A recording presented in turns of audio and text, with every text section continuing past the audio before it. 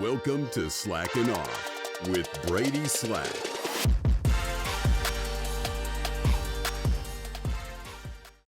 Welcome to another episode of Slackin' Off. I'm your host, Brady Slack. Got to admit, I have been slacking off lately. Had some things come up, and so I missed a week or two of episodes, but I'm glad to be back. Today, it's just me. Today's podcast might be a little shorter. It might be a little longer. Kind of depends on how big of a soapbox I want to stand on and how long I want to talk for.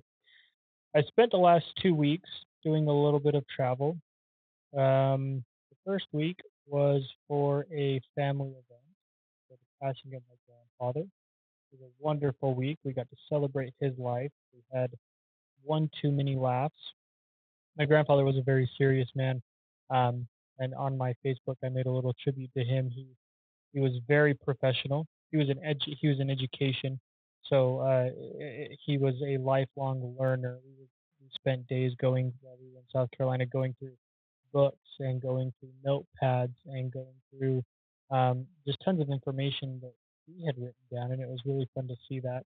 Um, I know in another podcast episode that I did with actually my mom, we talked about learning and the need for education and being able to do some of those things, and I think that comes from him. I, his family, a lot of people were educators, and we kind of passed that down. My mom's in education, but anyways, he was very serious, but the dude loved to laugh.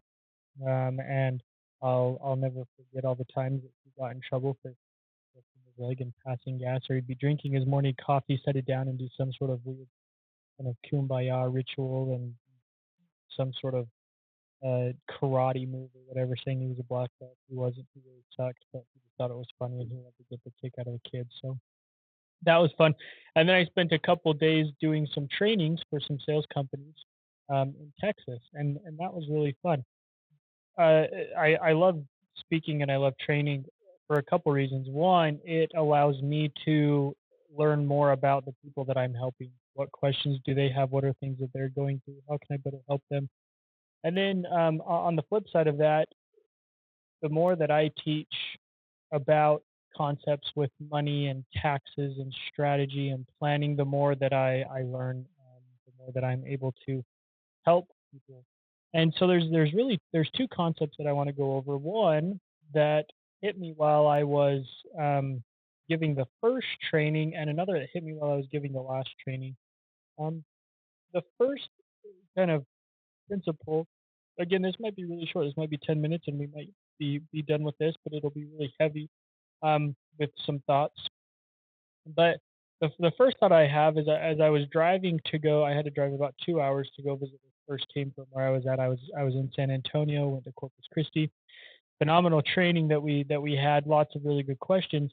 But as I was driving there, I was listening to a podcast and they were talking about the value of money. Now, right now, the economic climate is kind of crazy.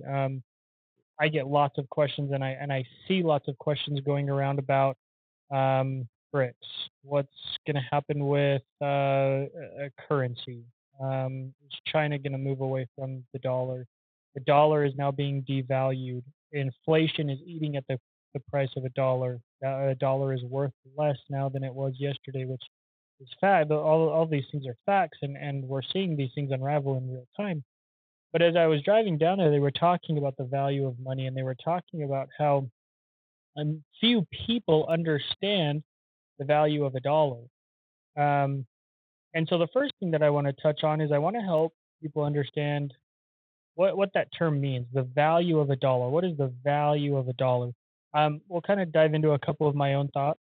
We'll kind of dive into what the technicalities are behind that and how that's going to maybe affect what's going on in the macroeconomics and what these other countries are doing and why that is different, along with some research and some studying that I've been doing to maybe help hedge against the devaluation of the dollar. The second thing that we'll talk about is a little bit of a tax planning tool that I was highlighting with some questions that I received in the last training I did. And I know this is going to sound crazy, but I'm going to try and help you understand how the way to make, or how the way to pay fewer taxes is actually to make more money. It's a weird concept, but it was kind of fun to have this conversation with this group who also had to understand what is the value of a dollar. To understand the value of a dollar, I want you to first realize that the value of something, whether we're talking about a dollar or an asset like a home or a piece of clothing or a book, whatever this might be, the value of whatever we're having a conversation about is determined entirely based on the demand for whatever we're trying to value. Okay. Home prices rise and they fall based on whatever the demand for that house is. That's why the rise and fall of home prices is not consistent across all 50 states. It varies based on where there is a higher demand for those homes than other locations. Um, you'll see places like Idaho and Utah and Texas and Florida, who over the course of the past 2 or 3 years since the start of COVID have had extremely high amounts of people coming into those states, and economies in those states booming. Um, the the prices of those homes have continued to increase or stay consistent, whereas other places in the country have seen declines in the values of those homes because the demand is still high. Taking this analogy, I want you to understand that this can be applicable to the dollar. Okay. If we had a $1 bill, I want you to understand that the value of that $1 bill is always going to be correlated to the demand for that $1 bill. This is why things like printing of money, you'll hear stats like, 60 to 80% of the money that's in circulation has been printed in the last 2 or 3 years. Um, uh, there is more dollars that are available than what are needed, and so the value of $1 is less than it was prior to when they started printing all this money. Um, a long time ago, thousands and thousands of years ago, people, whether we're talking about ancient civilizations in South America or Europe or Asia, they did not barter with an exchange of currency. They bartered and traded with commodities and goods. Someone who had produced wheat and made flour would trade that flour with someone who had raised and produced beef or pork or chicken, and they would come to an agreement based on what each of those commodities were valued and exchange an appropriate amount of flour for an appropriate amount of protein that they deemed necessary or equal to the other value. Now, in modern times, and as time progressed, they associated these prices with other commodities, maybe, and this is where gold and silver and metals come into play. Is then they started to associate the price of something in association with that metal, and instead of trading flour for protein, I could sell my flour for a gold shackle, if you will, and then take this gold shackle and buy my protein, my beef, pork, or chicken, based on whatever the valuation of that protein was in regards to that gold shackle. Um, Today, I can take a dollar and go spend it on an object based on whatever the market deems that object is worth, right? Now, the problem with this and how it correlates with what is the value of money is, in order for me to exchange this dollar, the person or the party that I am exchanging this dollar with has to also see the value in what they are giving up in exchange for that dollar. I heard an example not too long ago in another podcast where someone had written a book. This book was on sale on Amazon for $19.99. I've read this book, and there's a lot of value in this book to where this person probably could charge much higher for that book. But the question would be, is someone willing to see the value in that higher price and exchange their money for that book? One could argue that the value is in the book. It really is. There's a lot of really, really good information in that book. But Is the average consumer willing to spend that amount of money to obtain that value? Or could they sell it for a lower price where there's still lots of value and also receive the dollars for that set value at 19.99? People in today's society are taught to go get an education and exchange your time for money. They work from 9 to 5, 8 to 4, 40 hours a week, 5 days a week, for 4 weeks in a month to get a paycheck.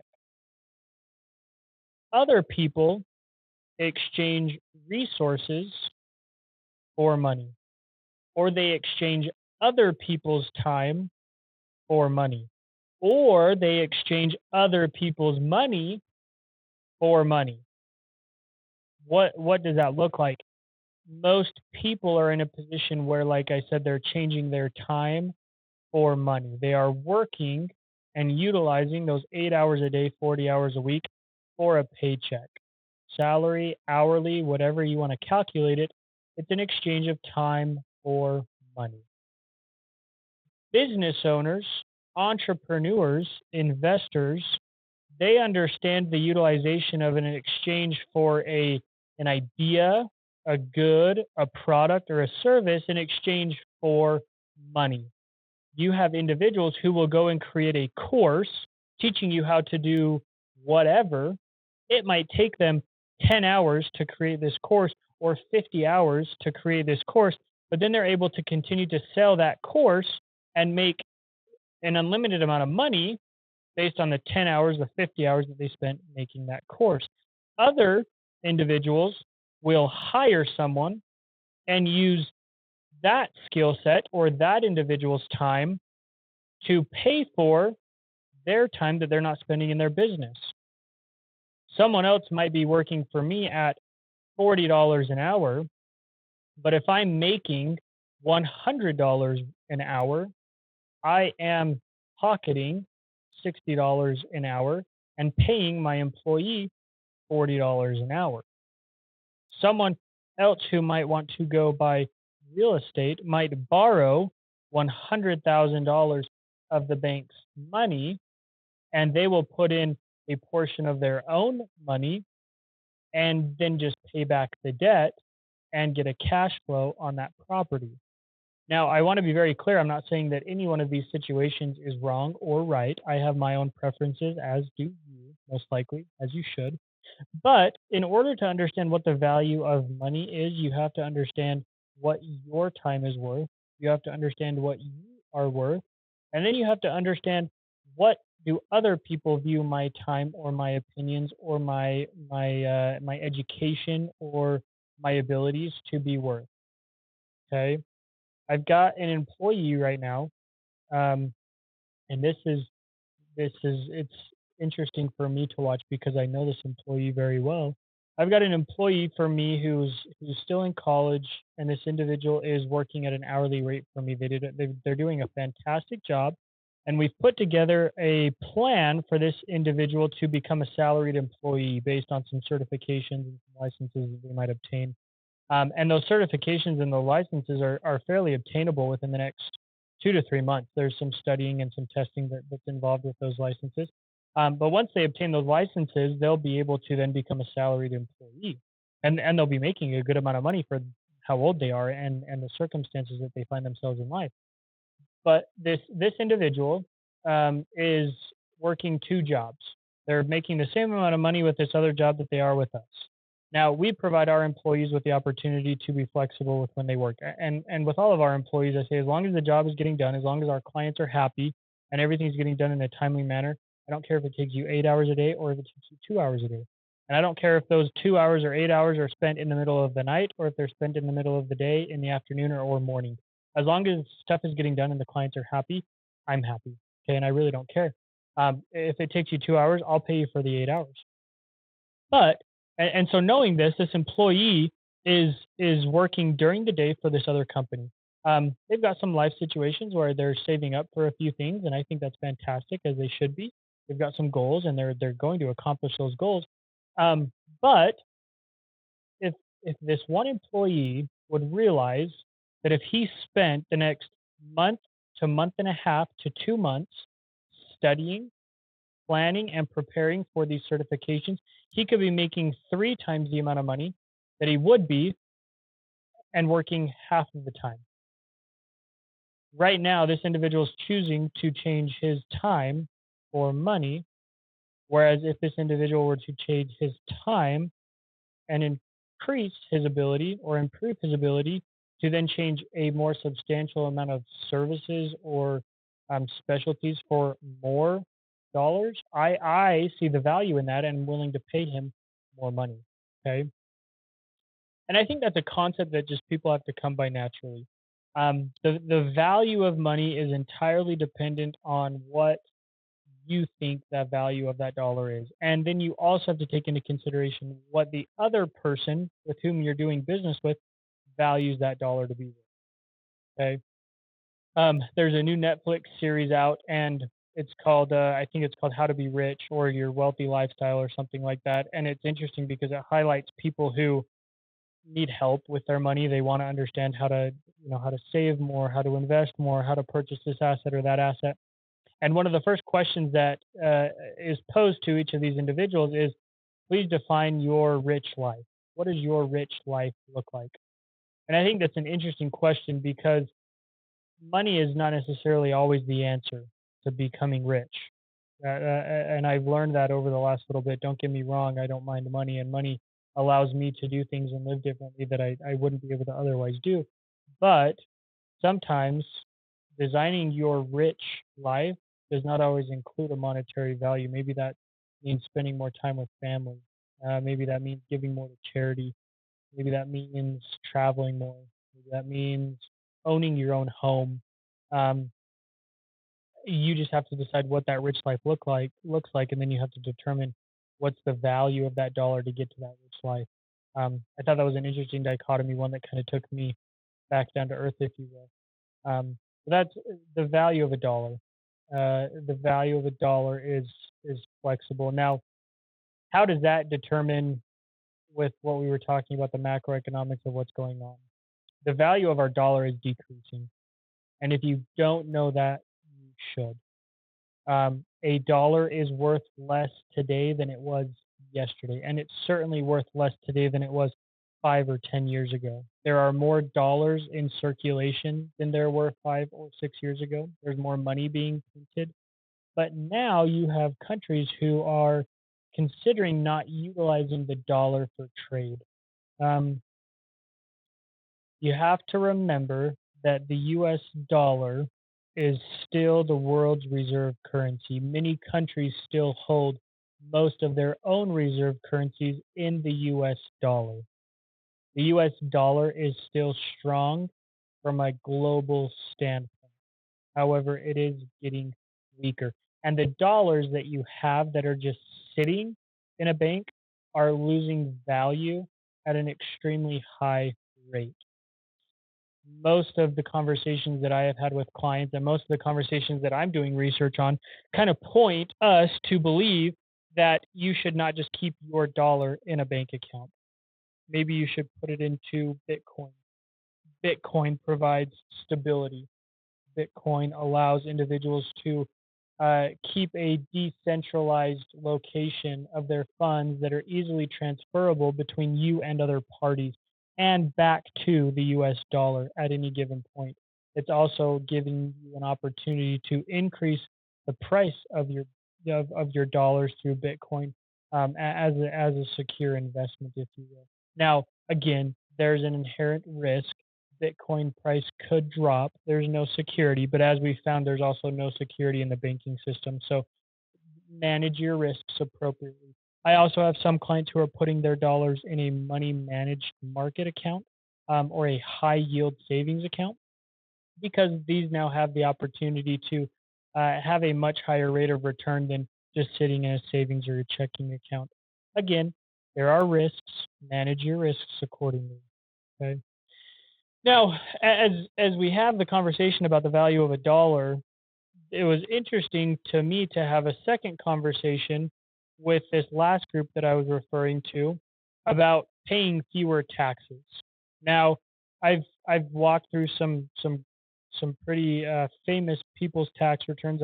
I've reviewed some tax returns that have been made public by public figures, and there's there's a commonality between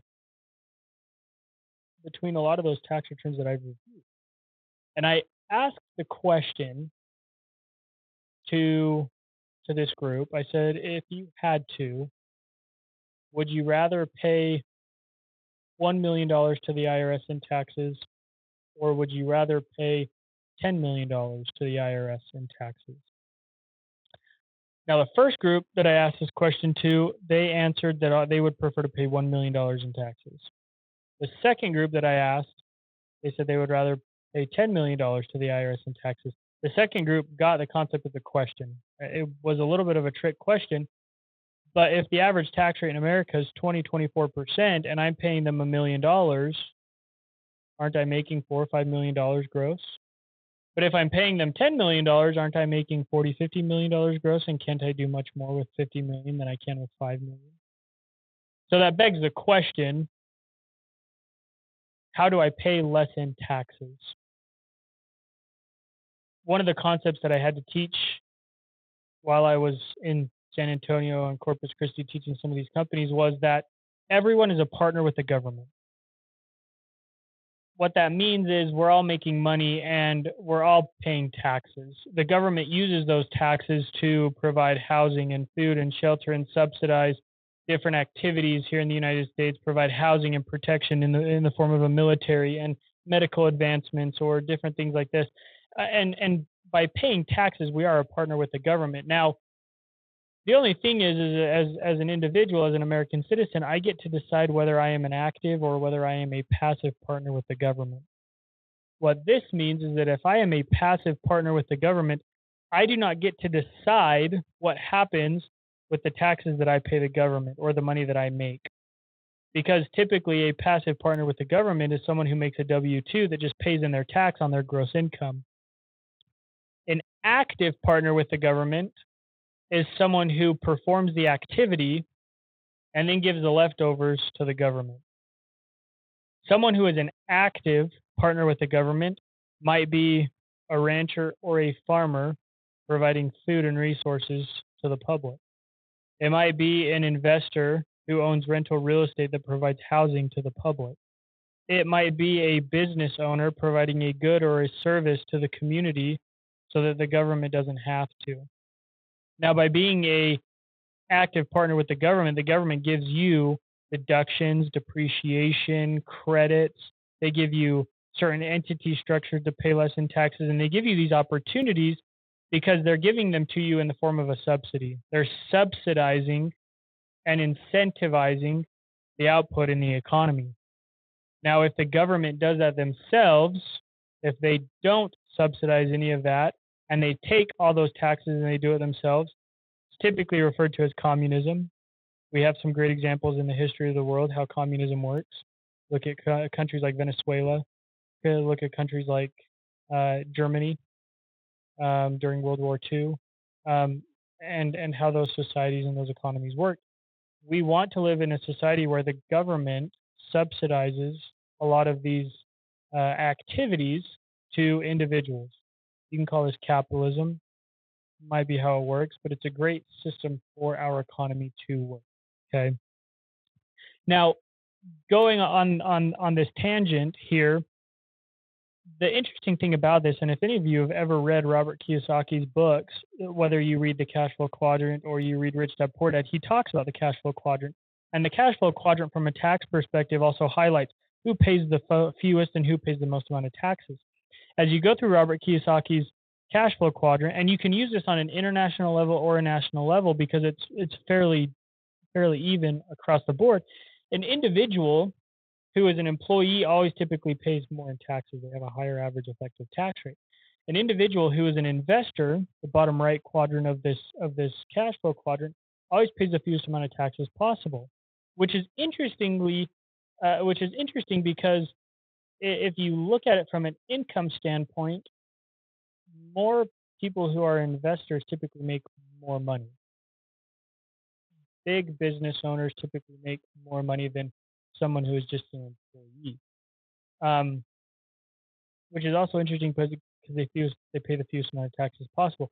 How does this work? How does the idea or how does the notion of to pay fewer taxes you have to make more money?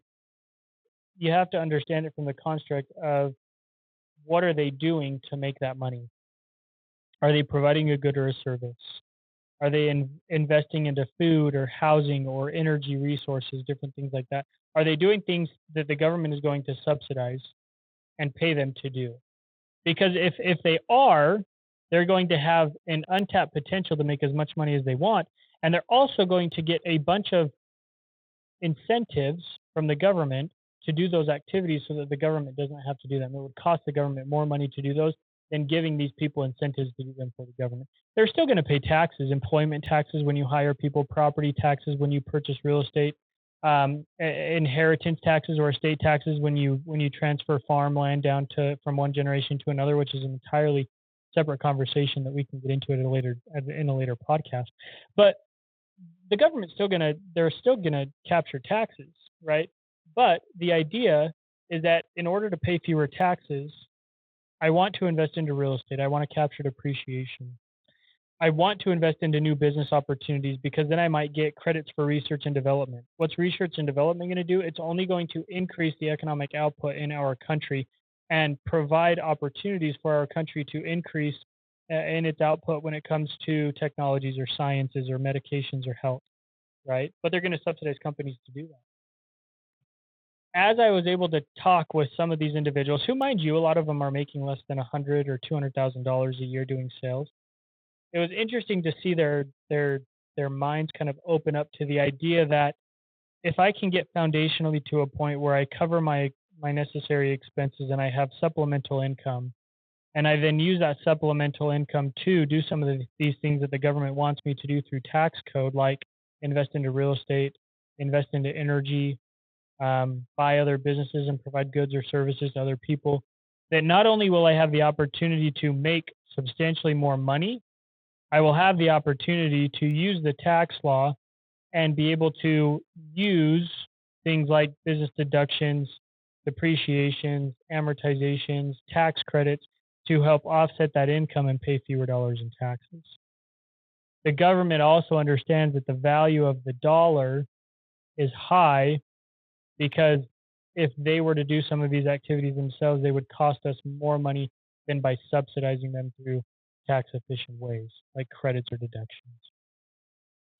My soapbox lasted 27 minutes and 48 seconds. I knew that it might be pretty short today, but we still got a pretty decent episode out of this. The reason I wanted to talk to you about these two things was fundamentally it is very important that you understand how your money works. Most of the people that I come across on a first time basis do not have a good foundation when it comes to money. They do not keep track of their expenses. They do not understand where their money is going. They typically have quite a few money leaks and are spending money in places that they shouldn't be spending money in. And it's very important that you set the proper foundation if you want to make a lot of money. With all of our clients, it's hard for us to have the conversation about what to invest in if I don't know how much money I have to invest. It's also hard to have a conversation about investing and making money when you don't know how much money you're making to begin with, right? And so in order to understand the value of money, in order to be able to invest and make more money, you really need to have this set up foundation so that you can do so. If you have questions on where to go or what to do to find out how you can make more money, please, as always, like and subscribe. Please give me some comments. I'd love some feedback. If you have other guests that you'd love to hear on the podcast, please mention them. Shoot me a message on Instagram. Follow us on YouTube. Like and subscribe. I hate saying that because it's so cheesy, but like and subscribe. It gives me some good feedback.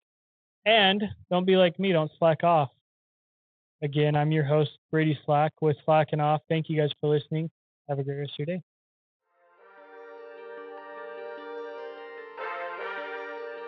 Thanks for tuning in to Slackin Off with Brady Slack.